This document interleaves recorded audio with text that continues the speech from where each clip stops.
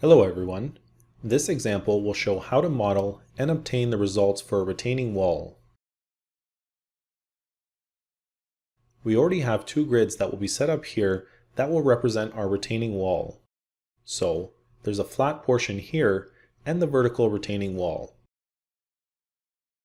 The first step, we will place a mesh contour area on the bottom right here.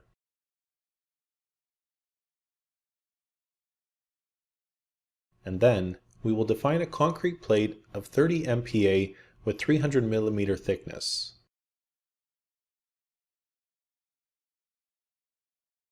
We will set that as a property and we'll set the plate size to 250. Next, click on Generate Mesh. We will do the same, but this time for the wall. So, we'll select here, like so, and over here as well, to select the 4 different corners of the model. We'll use the same plate property for this example. And there we go. That would be the base of the wall. The next thing that we will want to do is define the slab on grade elements. So, next we click on Slab on Grade Springs table. Here, we will select the Mesh 1 parameter group. This is representing the flat portion of a retaining wall. For this example, we'll simply define the rigidity of the subgrade section at 80,000. As you can see, we can see the spring loaded on the bottom of the model.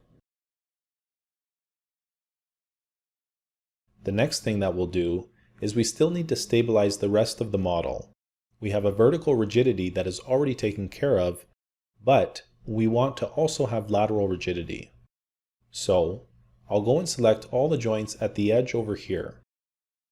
And we will go and define the different properties. So we'll check the box Movement Restrained along X and Z. We will also check the box Rotation Restrained around X, Y, and Z just to have some stability here.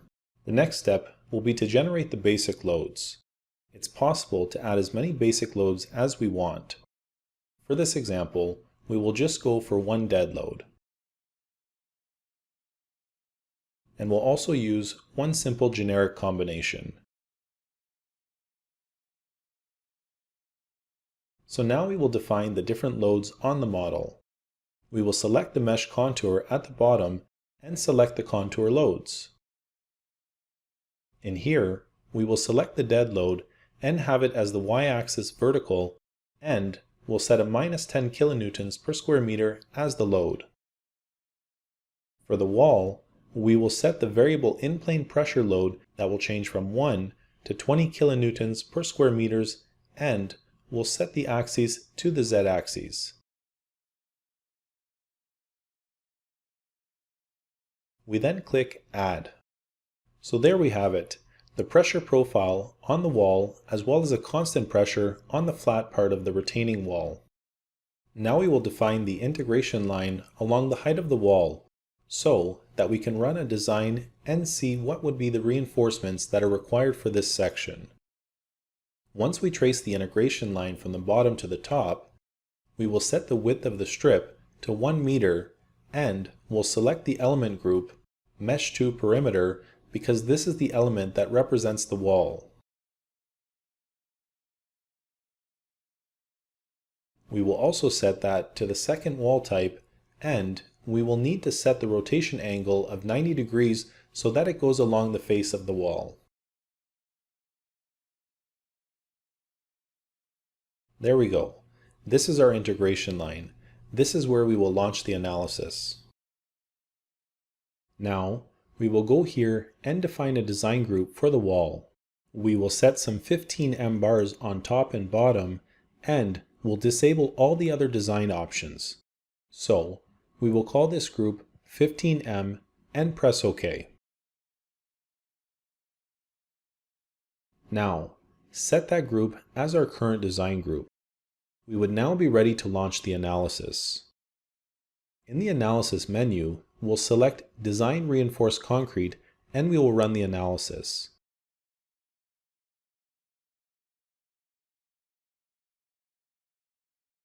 There we go. Now we can check first of all the deformation in the model. As you can expect to see, we have some exaggerated deformation here at the top of the model because of the pressure of the wall. Of course, these deformations are exaggerated about 10 times the deformation. It is also possible to just check the result of the rebar within that 1 meter design strip.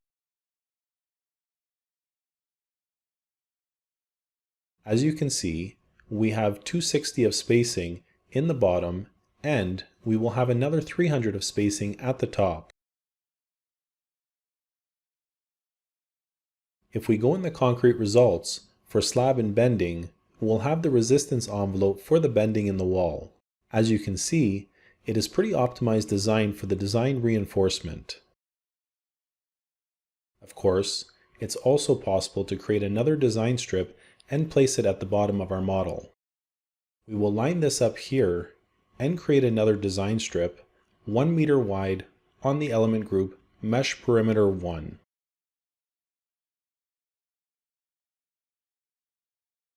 One last thing that we can do is launch the recalculate command on the model to make sure that the supports are correctly detected. I'll just click here, recalculate slab support. Therefore, we'll be able to know that there's a wall that is indeed going through the top of the flat slab. So, we can check, and we'll have here the wall thickness of 300. And now we can launch the analysis for the model.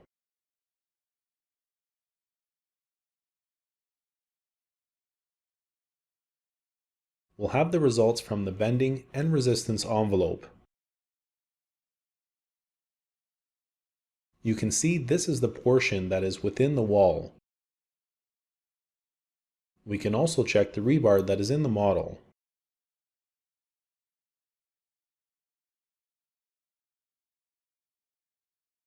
This was just a quick tutorial to show the basics of how to model a retaining wall. I hope this tutorial was useful, and we'll see you next time. Thank you for watching.